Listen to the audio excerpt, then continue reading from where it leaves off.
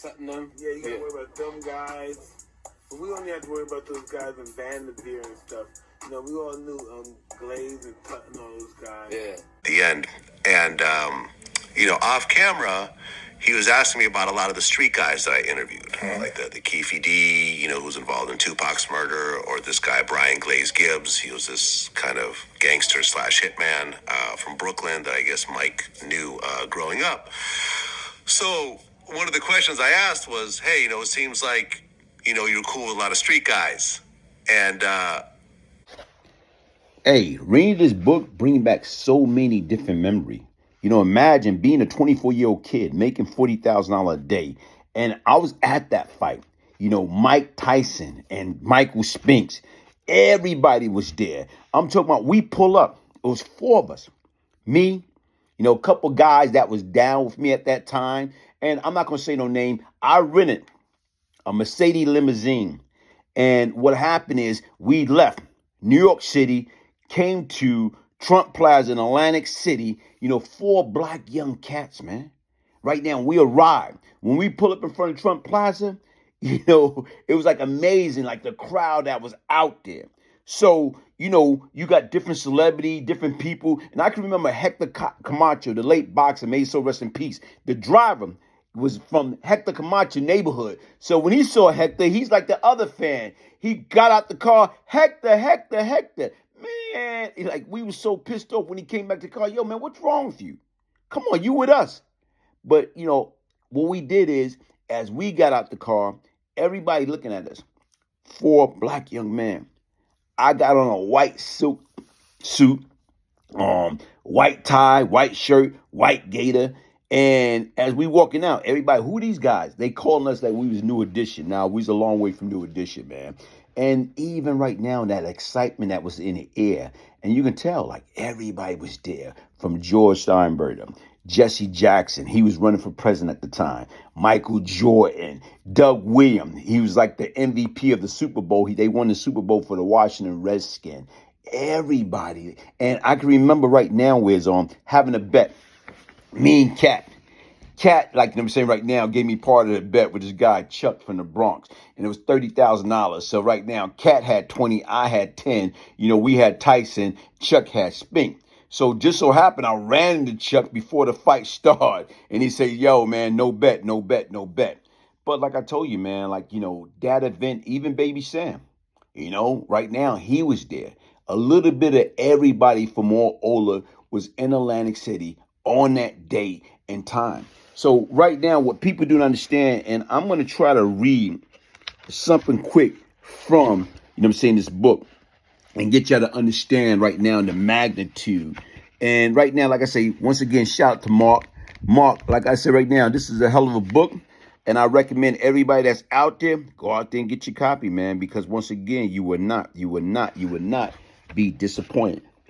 Fight night began with Donald Trump in a ring at the convention center. He congratulated himself on Good Morning America. It turned out. Now sit back and think about it. Donald Trump was not the president at the time. He was a business owner. He had a little bit of everything. Okay, it turned out to be much bigger than I even thought, he said. This had turned out to be gigantic. Not to be outdone, in her own GMA segment, Robin, who predicted her husband winning by knockout in the 4th, called Tyson-Spinks the biggest sporting event of the century. When asked about the coverage and the deception of her as a gold digger, she told her host Spencer Kristen, a lot of it is hype. I think it helps sell tickets, and unfortunately, it is at our expense. People don't realize we are family, something that Mike never had before, something that I need. So even right now, before the fight, Robin Givens was getting beat up because everybody was calling her, quote unquote, a gold digger, saying that she was in love with Mike, that she only married Mike for what?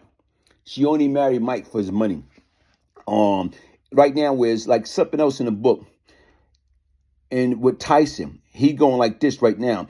He was a big fan of Roberto Duran. Tyson apologized for having only second row seat, then asked if Duran were kind enough to stop by the dressing room before the fight.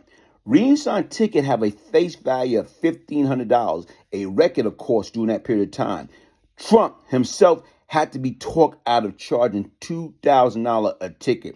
Yo, look, like I said right now, Wiz, we had $1,500 seats.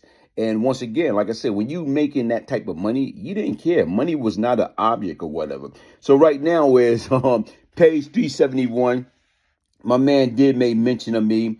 Brian Glaze Gibbs, now between murder raps, had commissioned a stretch limousine to take him and members of his M&M crew from the Cypress houses to Atlantic City. Fans at the Trump Plaza entrance cheers as the man emerged from the limo, mistaking the M&M boys in a white silk suit for the group of New Edition. Just ahead of them is Jesse Jackson and a bunch of Secret Service agents. Glaze, wearing a $1,500 gator, has bet 10 times that much on Tyson. That's not a daring proposition, but he got to represent. After all, he's sitting in front of Michael Jordan and a ringing Super Bowl MVP, Doug Williams. Listen, y'all, like I told you, anybody that's out there, like I said right now, it's a hell of a book. Get the book. You know what I'm saying? Take it from somebody that know crime doesn't pay. Been there, done that. Hit the like button, subscribe, share, support. I am the real Brian Glaze Gibbs. If I can change, anybody can change. One love. Brian had associated himself with probably the most ruthless and notorious cocaine crack enterprise in the city, that being Howard Pappy Mason and Lorenzo Fat Cat Nichols. NYPD rookie police officer was murdered, executioner style. And as I'm listening to that, I'm like, whoa. You actually dealt with Brian Glaze, huh? I dealt with him years ago, back in the 80s, early 90s. I was where he was arrested by my partner back in those days for several murders himself. Not bad. That was given to me by a police officer in New York called Matt Byrne, whose son was gunned down by these drug dealers up there in New York City. Glaze was probably within the top 10 people in the city, but I'm going to say that he was probably one of the top 2 or 3 in Brooklyn. Drug dealers, and controlled the drug organization. And you know what I did? When I got the phone, I told my man, the next time we see him, he's out of here. Yeah. Less than 12 hours, that nigga was dead. Is this the second person you murdered? No.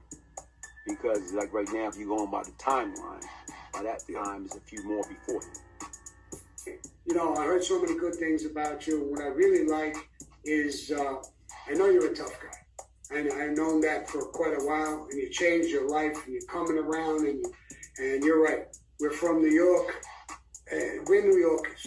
No matter what color you are, no matter what religion you are, no matter what you are, you know, we're New Yorkers. Well, he was a drug kingpin himself. He was a drug lord himself back in those days, and he operated out of Brooklyn, East New York, and he committed a lot of violent acts himself. So, if anybody knows the streets, I mean, he knows the streets. Tottenham. Yeah, you gotta worry about them guys. But we only have to worry about those guys in Vanderveer and stuff. You know, we all knew Glaze and Tut and all those guys. Yeah.